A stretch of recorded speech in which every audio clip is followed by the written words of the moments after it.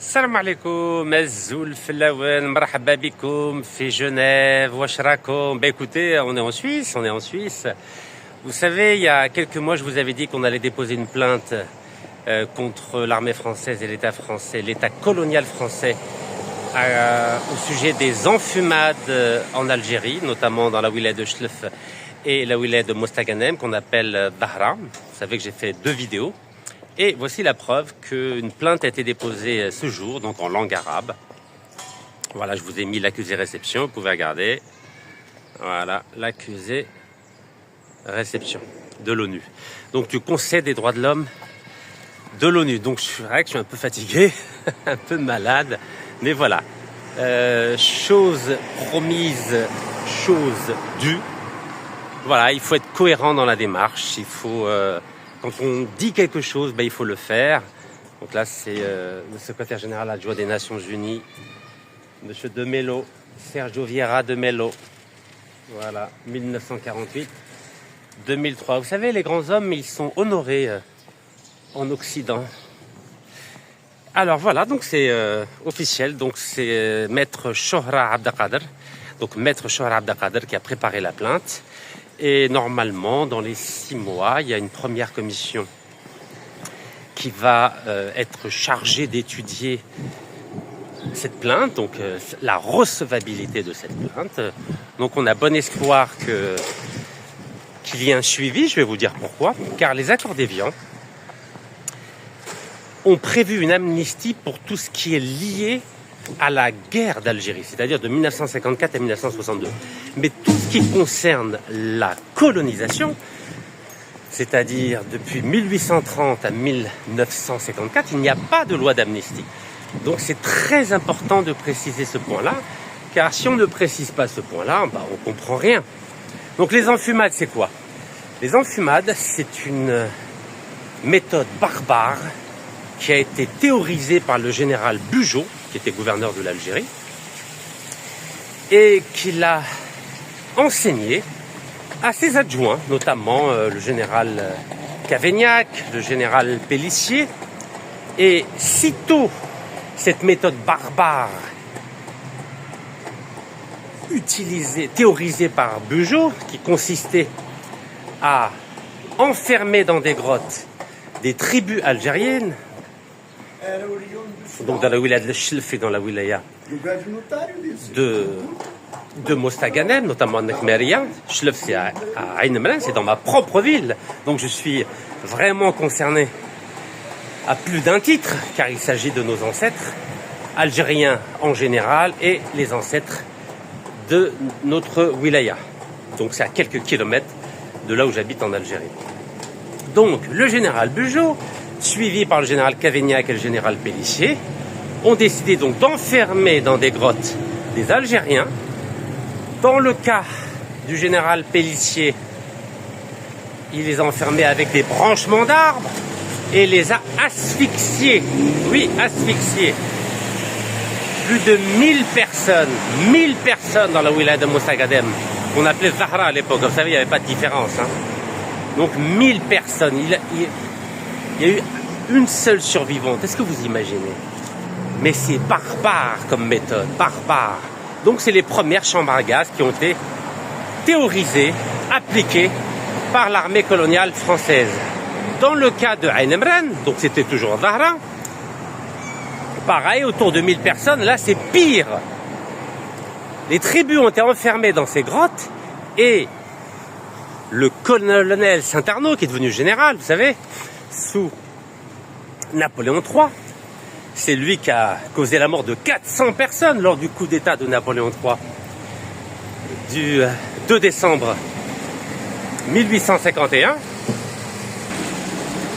Donc 400 personnes ont été tuées au moment des barricades des Parisiens qui s'étaient opposés au coup d'État du neveu de Napoléon Ier, c'est-à-dire Louis-Napoléon Bonaparte, le 2 décembre 1851. Donc ce Saint-Arnaud, ce funeste Saint-Arnaud, a emmuré, vous savez ce que ça veut dire emmurer? C'est mur, voilà.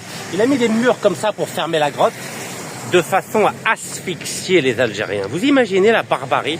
Donc dans un cas, il a asphyxié les gens, les Algériens, pardon, avec en mettant des branchements d'arbres et en allumant le feu. Donc c'est la fumée qui les a tués. C'est les premières chambres à gaz de l'histoire. Et dans le deuxième cas, avec le général Saint-Arnaud, qui est devenu général Saint-Arnaud, il les a carrément emmurés. Alors ici, c'est le palais Wilson. Le palais Wilson, c'est ici que se trouve le Conseil des droits de l'homme des Nations Unies à Genève. Et le palais où sont les Nations Unies, c'est à 2 km d'ici. On va y passer rapidement, Inch'Allah. Donc voilà, le plus important c'est quoi? C'est qu'entre 1844 et 1845, l'armée coloniale française a commis un crime contre l'humanité avec ces enfumades qui sont les premières chambres à gaz de l'histoire. Et ça s'est passé en Algérie. Donc Rabbi yarhamhum, Rabbi yarhamhum, Rabbi yarhamhum. Et cette plainte, donc de 18 pages, on a bon espoir qu'elle soit étudiée et que enfin ces tribus qui ont été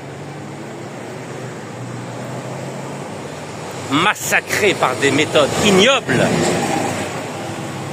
que cette barbarie ne reste pas dans l'impunité. Voilà, on continue le récit de cette histoire extrêmement douloureuse en Algérie par la faute de l'armée coloniale française.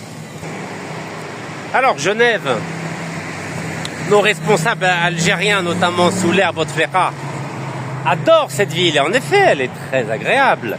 Ici c'est l'avenue de France, pas très loin de l'avenue de la Paix. Vous savez qu'il y avait il y a toujours un célèbre hôtel qui s'appelle l'hôtel de la Paix que notre ancien président, Feu Abdelaziz Bouteflika, affectionnait tout particulièrement. Eh oui, car lorsqu'il était ministre des Affaires étrangères, il avait donné l'ordre à toutes les ambassades d'Algérie dans le monde entier de faire un virement de tous les surplus budgétaires sur 2 comptes ici ensuite, notamment à l'UBS, l'Union des banques suisses.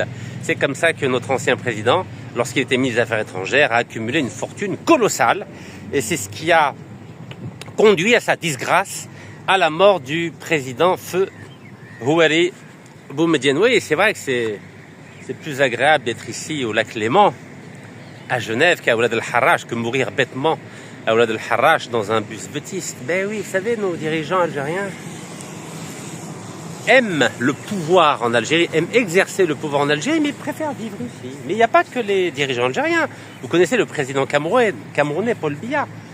Le président camerounais, Paul Biya, passe au moins 6 mois de l'année ici. Regardez, c'est tellement agréable, tellement propre. Regardez, on voit à travers. Regardez la transparence. C'est ça la Suisse. C'est-à-dire tout est transparent en Suisse, sauf les comptes bancaires, bien sûr. Regardez, c'est pas beau ça? Est-ce que vous avez déjà vu ça, l'Oued el-Harrach?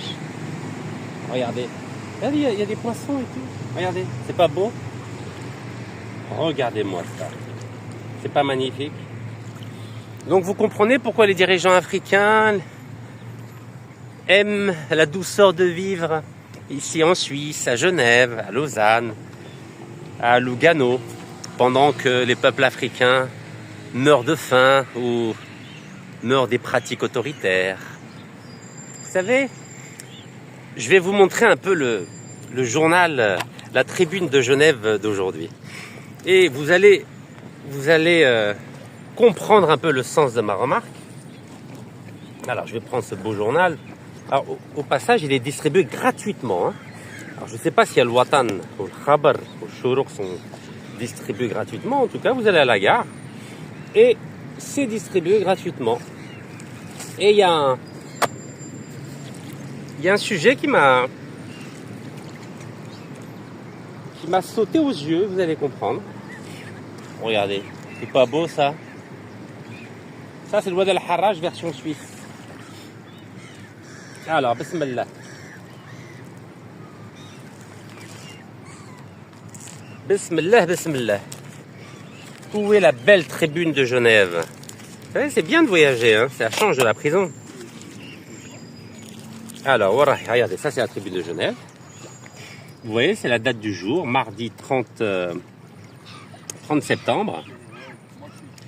Et il y a un article qui m'a sauté aux yeux, je vais vous le montrer. Vous savez, c'est riche ici, hein, les journaux. Ah, ok, d'accord. C'est sur les manifestations. Oui, les manifestations. Regardez, voilà, page 4. Voilà. Vous voyez ici, page 4. C'est en titre, hein.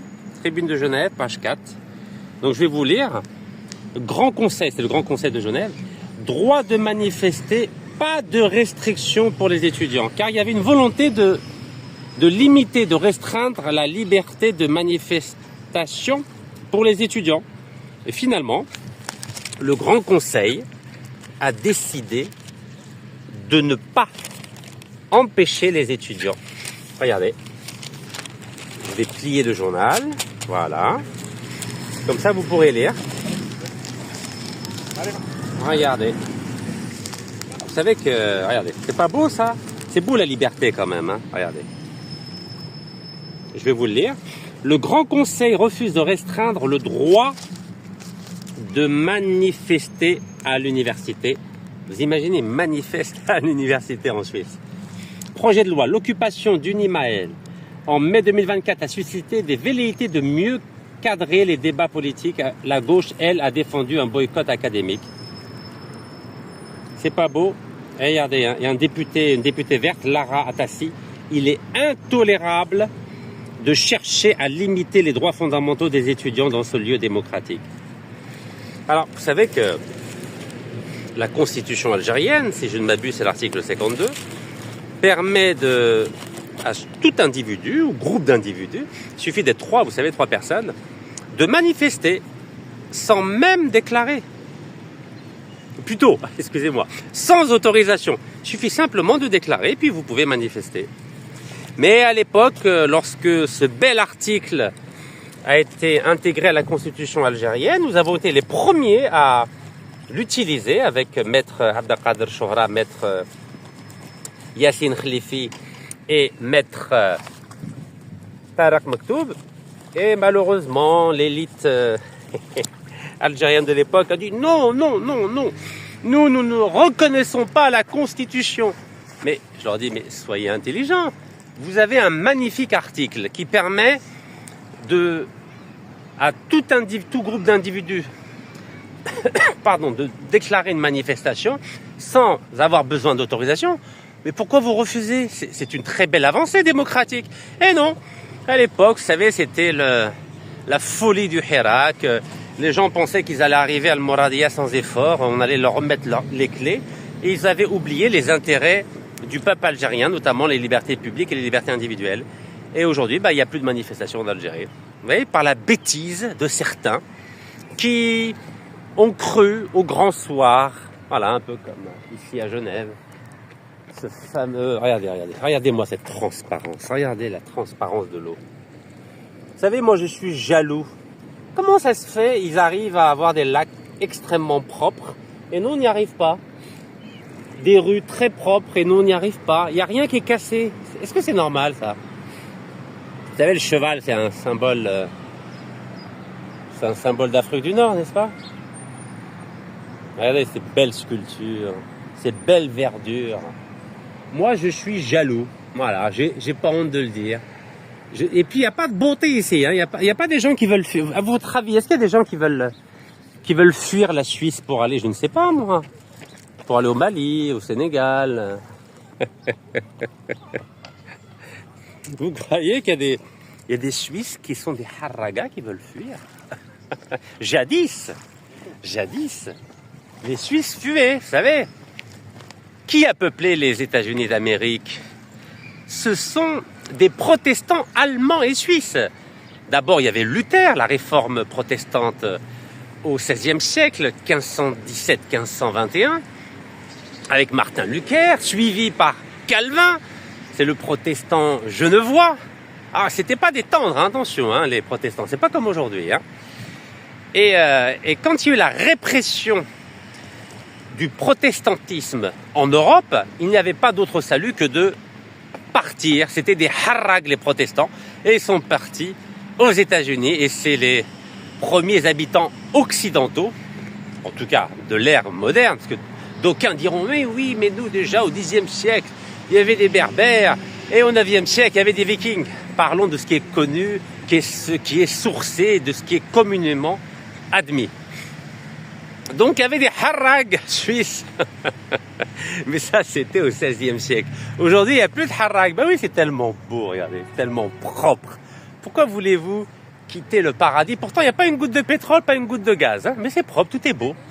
Nous, on a du gaz et du pétrole à faire pâlir la terre entière, mais on n'a pas d'endroit, en tout cas très peu d'endroits propres. Sauf le Harrach. Le Harrach, c'est magnifique, vous savez. On y meurt, c'est devenu un cimetière aquatique. On a le Harrach pour mourir, on a la mer Méditerranée pour mourir. C'est là où le rêve algérien s'est brisé. C'est terrible quand même, hein. Regardez, Genève, la rade de Genève. Regardez la rade de Genève, c'est pas beau? Il n'y a rien de cassé, c'est ça que je trouve ça magnifique. Regardez les poubelles, elles sont pas volées les poubelles ici, hein. Regardez. Vous savez, moi dans mon village, ils volent les poubelles. Un peu comme partout en Algérie. Regardez-moi ça. Il n'y a aucun bon. La transparence de l'eau, vous avez vu ou pas? Je ne sais pas si vous arrivez à voir la transparence de l'eau. Mais c'est absolument phénoménal. Absolument phénoménal. Regardez. La verdure, la beauté. C'est très agréable. Hein. Moi, je comprends pourquoi il y a des ministres corrompus qui volent de l'argent au peuple algérien pour venir ici en Suisse. Ben oui, c'est agréable, regardez. Tout est beau. Les belles demeures anciennes. Ben oui, parce que nous, on ne veut pas construire des choses comme ça en Algérie. Non, non. Restons dans le médiocre, dans le laid, dans le faux, dans l'injuste. Ben oui. Pourquoi on va pas éduquer le peuple algérien à la vérité, à la beauté et à la justice? Mais non. Laissons-le dans la médiocrité. C'est beaucoup la laideur et les injustices. Regardez, c'est pas beau? C'est beau la Suisse, hein? Ah ouais, c'est beau la Suisse. C'est très très beau. Je me demande pourquoi on n'arrive pas à faire la même chose. Étonnant, non? On n'arrive pas à faire la même chose. Pourtant, c'est pas compliqué. Qu'est-ce qu'il y a de compliqué? Regardez, les bancs ne sont pas cassés ici. Hein. On se demande pourquoi. Vous croyez que les petits canards, là, ils vont mourir de pollution, là, comme Al-Harrach? Al-Plaka.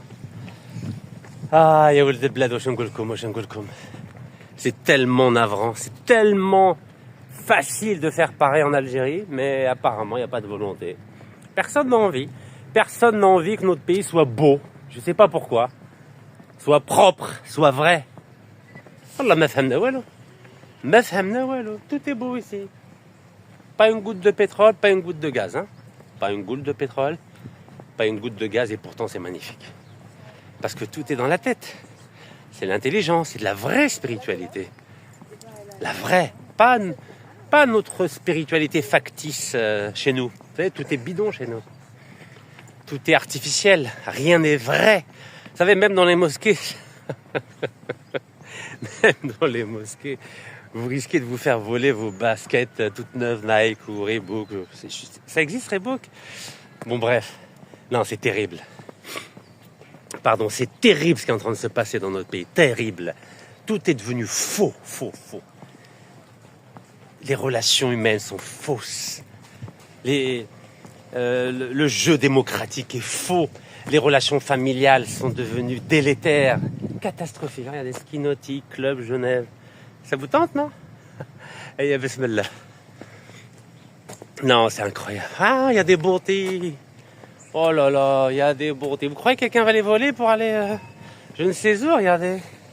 Regardez la transparence. Ça, c'est des beautés. Les beautés suisses de Genève. Regardez la transparence. Vous arrivez à voir la transparence de l'eau, là? Regardez-moi ça. C'est quand même incroyable, non? Vous trouvez pas? Regardez. Ça, c'est des beautés. Mais c'est des beautés de plaisance. C'est pour apprécier le décor. C'est tellement agréable. Tellement agréable. Il n'y a pas de klaxon ici, il n'y a rien.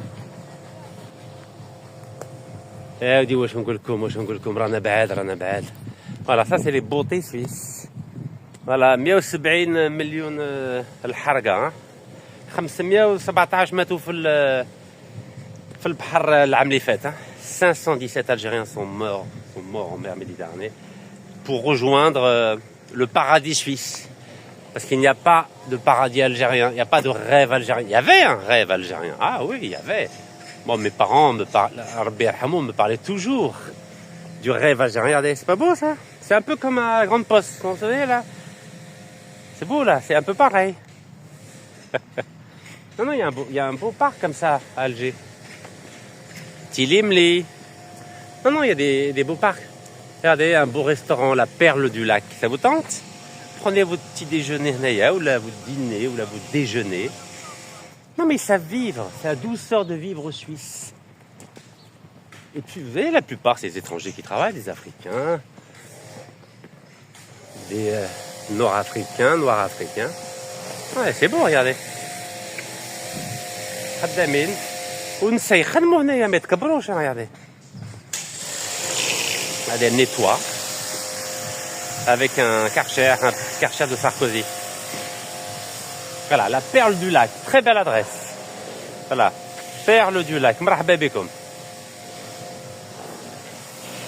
Pas mal hein, de prendre son petit déjeuner ou déjeuner. Ça change des pâtes de qli'a, de l'habs ta qli'a ou de l'harrache ou de chlef ou de l'bias et déchire. Vous savez, il y a une autre façon de vivre. Hein. Vous vous rendez compte que j'ai sacrifié tout ça pour aller en prison en Algérie? Est-ce que vous imaginez? Parce que après mes 25 ans dans les cités, la vie m'a souri. Donc voilà, j'allais dans les beaux endroits. Écoute la basbilla, alhamdoulilah. Et puis je sais pas pourquoi, j'ai décidé de respecter l'engagement que j'avais pris à l'égard de mon papa. Je sais pas ce qui m'a pris. J'ai dit ok, d'accord. Je vais essayer de faire ce que je peux en Algérie. Voilà, je vais essayer.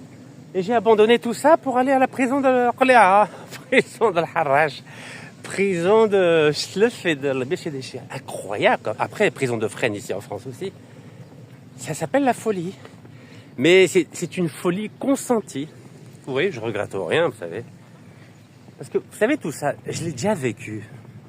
Donc, manish makhlou'a. Je suis pas en manque de cela. Pas du tout, même. Mais, taouana fil bled, ils sont en manque. Makhlou'in. Et c'est ça le problème. C'est pour ça qu'ils volent. Eh oui, c'est pour ça qu'on a 20 ministres corrompus en prison. Parce que c'est plus fort qu'eux. Ils voudraient vivre comme les Européens alors qu'ils n'ont pas l'âme européenne. Vous savez, être européen, être occidental, si vous n'avez pas été bercé dès votre plus tendre enfance, c'est pas naturel. C'est comme le jogging. Ici, c'est naturel, mais au bled, c'est pas naturel. Vous comprenez ou pas? Ici, c'est naturel, le jogging. Le bled, non. Le bled, je m'en souviens quand je faisais le jogging. Dans mon village, au début, il y a 40 ans. حسبوني مهبول. كانوا يقولوا هذا كيف راه يجري وحده هذا؟ اش راه يدير؟ Parce que c'est pas dans la culture. Et c'est normal. Chaque pays a sa culture. كل بلاد عندها ثقافتها. بس حنايا الحكام تاعنا مخلوعين ومشتاقين. C'est pour ça سرقوا البلاد. Vous vous rendez compte, 1000 milliards ont été dépensés pendant 4 mandats sous feu Bouteflika. Oui, mais on a vu un tout petit peu la couleur, mais le reste c'était dans les banques suisses, dans les banques chinoises, à Hong Kong, dans les banques européennes, dans les banques américaines. Incroyable, hein? Regardez, ils savent vivre les gens, regardez comment ils savent vivre. Ils prennent le temps de s'asseoir sur un banc et d'apprécier. C'est quand même magnifique, hein? Elle dit, voilà, elle a ouvert la poubelle et elle a jeté. Mais ils ne jettent pas par terre, les gens, regardez. Il n'y a rien. Par terre, il y a Wello. Parce qu'ils respectent l'environnement. Ils respectent l'environnement. Il n'y a pas de plastique, sachet plastique. Il n'y a que des feuilles et de la verdure. Ah là là. Donc vous voyez, cet Occident, il est magnifique, hein? Mais l'histoire de l'Occident, il est tragique. C'est pour ça que je vous ai parlé des enfumades. C'est-à-dire que l'Occident est magique en Occident, mais il est tragique dans le reste du monde. Il est barbare dans le reste du monde. Regardez ce qui se passe à Gaza. Regardez. Ce sont des Blancs qui commettent un génocide à l'endroit des Palestiniens, mais il n'y a personne qui les juge, personne. Ils ont des mandats d'arrêt internationaux, mais personne ne les applique. Regardez Netanyahu. Tranquille, il est reçu à Washington. Personne ne crie au scandale. Rien. Tout est normal. Adi. C'est un peu comme chez nous. Des ministres volent. Adi. Des wali volent. Adi. Des rois al-Baladiya yisrqou. Adi. Tout est normal. Vous avez entendu le dernier scandale qui vient d'Espagne? Un député et un ambassadeur ont été condamnés parce que à cause d'histoire de pot de vin par rapport au tramway de Ouargla. Voilà, parce qu'on a des responsables algériens. Ils veulent avoir des appartements en Europe. Ils veulent qu'on paye les frais de scolarité d'université de leurs enfants. Ben oui. Non, ils veulent pas rester tranquilles en Algérie. Mange Barine Guado, fait le bled. Non, non, non. Ils rêvent d'Europe. Alors que moi, je rêve d'Algérie. بالعكس. كلشي بالمقلوب. هما يحلموا بالأوروبا وانا نحلم بالجزائر. ماشي كيف. On a قلت لكم بلي un problème. Il y a un problème, comme dirait le philosophe Heidegger, Martin Heidegger, il y a un problème ontologique. C'est lié à l'être. L'être de l'Algérien. L'Algérien est insatisfait. Il n'est jamais content. Finalement, il n'est pas content de... Il ne veut pas vivre en Algérie, l'Algérien. Il veut يعيش برا. في أوروبا. بصح يبغي يزير على الشعب تاعو. يبغي يزير على الشعب تاعو بصح يبغي يعيش برا. فوالا يبغي يعيش لا بيل في في الخارج. بصح يبغي يزير ويوجع الشعب تاعو. هذا هو الجزائري. Incroyable, hein? Comment ça se fait qu'il n'y a pas de liberté en Algérie? Comment ça se fait qu'il n'y a pas de liberté? Est-ce qu'on arrive à l'expliquer, ça? Pourquoi il n'y a pas de liberté? Pourquoi on a une démocratie contrôlée? Comment ça se fait, ça? Comment ça se fait? Pourquoi, après 8 années de sacrifice, comment se fait-il que l'Algérie n'est pas le plus grand pays démocratique au monde? Comment se fait-il que l'Algérie ne soit pas le pays le plus libre au monde? Mais normalement, on doit être un modèle de liberté, un modèle de dignité, un modèle de démocratie. Et pourquoi c'est l'inverse?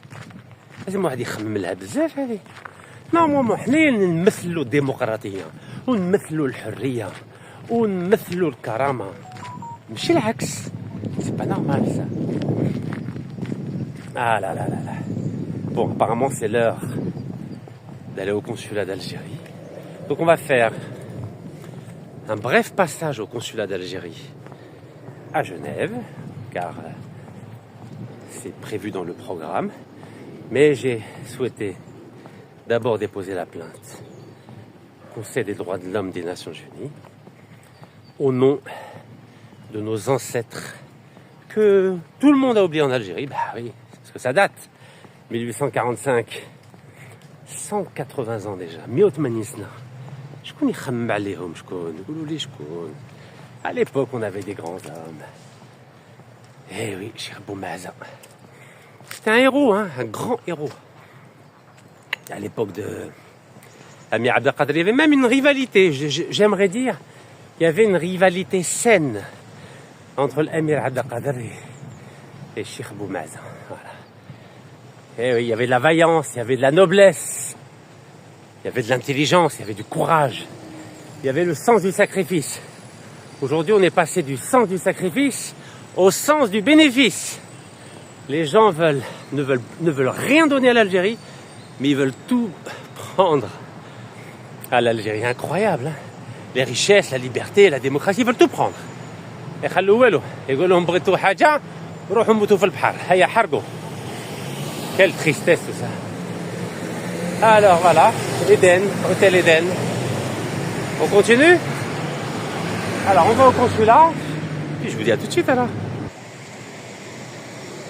Voilà les Nations Unies.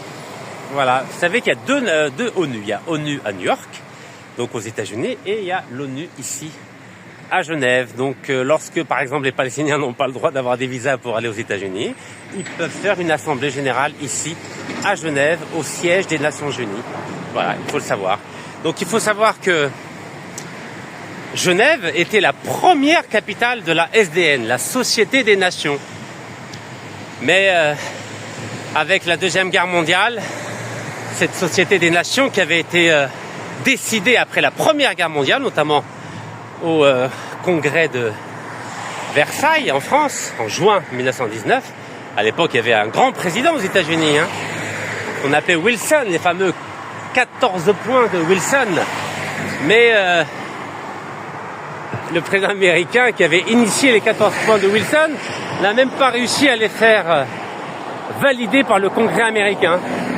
Donc c'est la raison pour laquelle la Société des Nations finalement n'avait pas de pouvoir. Et lorsqu'en 1935, les Italiens ont envahi l'Éthiopie, le pauvre empereur d'Éthiopie, Haïlé Sélassié, était venu ici pour réclamer justice, pour expulser les Italiens, un peu comme les pauvres Palestiniens qui réclament justice pour dégager, expulser les soldats de Tsahal. Mais ça ne marche pas.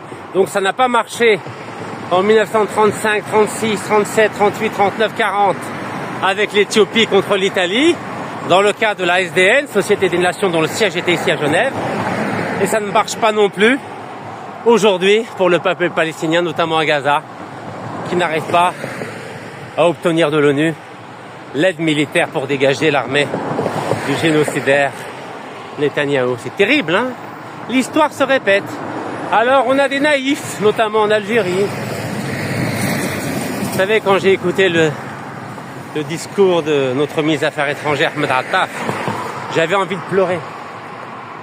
Il passe son temps à parler des principes, notamment au sujet de la question du Sahara occidental, alors qu'il n'a pas encore compris qu'il n'y a plus de principe. Aujourd'hui, c'est le rapport de force qui compte.